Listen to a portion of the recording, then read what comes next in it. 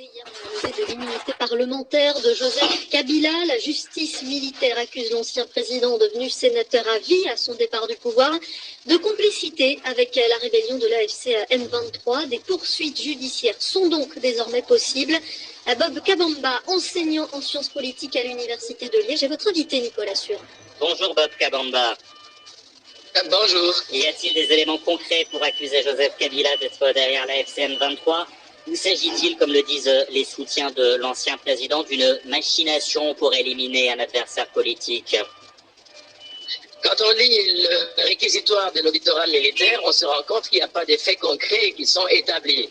Il s'agit essentiellement des faits qui ont été rapportés par les médias internationaux, mais aussi faisant état aussi d'un interview, d'une déclaration d'un ancien collaborateur, donc de Corneille Nangaa, et qui accréditerait qu'il y aurait des liens entre Joseph Kabila et Corneille Nangaa.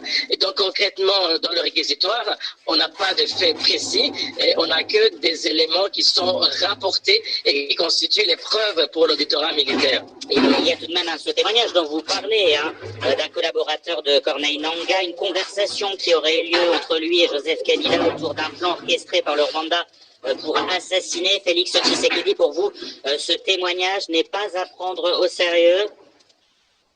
Ce témoignage n'est pas à prendre au sérieux, parce que je vous rappelle que lors du procès de ce collaborateur de Nangaa, ces derniers les avaient réfutés en disant que ce sont des aveux qui ont été obtenus par les services des renseignements militaires congolais sous la torture. Le témoin en question l'avait dit en direct donc à la FNC, et ce sont des faits qui sont dans les dossiers donc de M. Eric.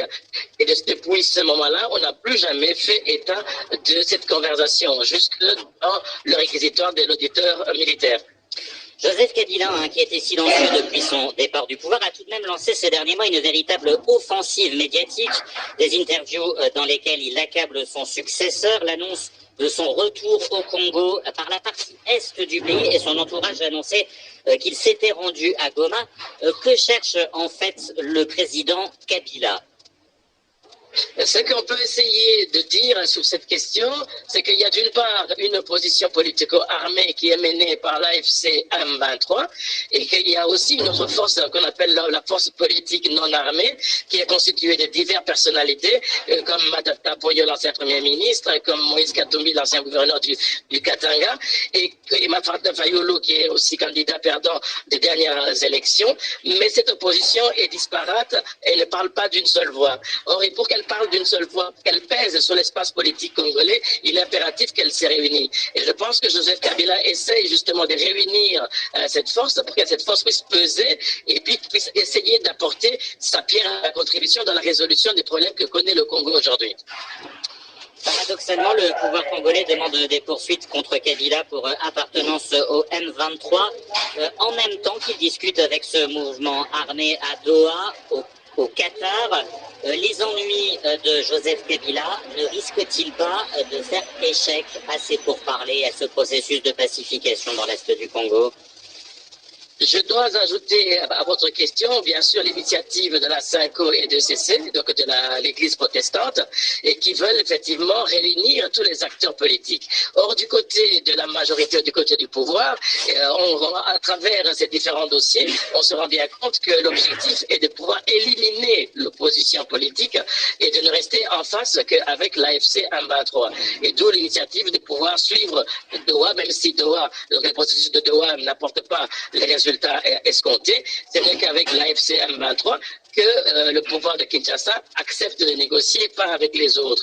Et le fait même de régner l'initiative de l'Église catholique et protestante accrédite cette volonté du pouvoir de ne pas discuter avec l'opposition politique, de ne tenir compte que de l'opposition armée, puisque dans l'espace politique actuel, on a l'impression que c'est uniquement la dynamique sécuritaire, donc la dynamique armée, qui fait bouger les choses à Kinshasa. L'immunité parlementaire de Joseph Kabila est donc levée. Pensez-vous que le pouvoir ira jusqu'au bout, jusqu'à un procès ou une condamnation, au risque de pousser l'ancien président dans une position encore plus radicale? La question ici est bien celle d'un éventuel pouvoir de nuisance de Kabila. Est-il réel, ce pouvoir de nuisance? Le pouvoir de nuisance est réel. Il faut savoir que nous, on s'entend, bien sûr, on va s'attendre à ce qu'il puisse y avoir un procès, comme pour le cas de Matata, avec une condamnation ferme, mais aussi avec confiscation de biens, parce que c'est devenu à la mode de pouvoir confisquer les biens des uns et des autres. Mais ça va certainement pousser Kabila à pouvoir réagir. Et dans la réaction, il y a deux possibilités de réagir, soit une réaction politique, soit aussi essayer de pouvoir utiliser les seuls moyens que Kinshasa entend, ça veut dire les moyens militaires. Et donc on pourrait peut-être avoir une offensive militaire quelque part d'un autre groupe armé, comme on a déjà vu à Ituri avec le Thomas Lobanga, qui a aussi pris la même logique, prendre les armes pour se faire entendre à Kinshasa. Merci.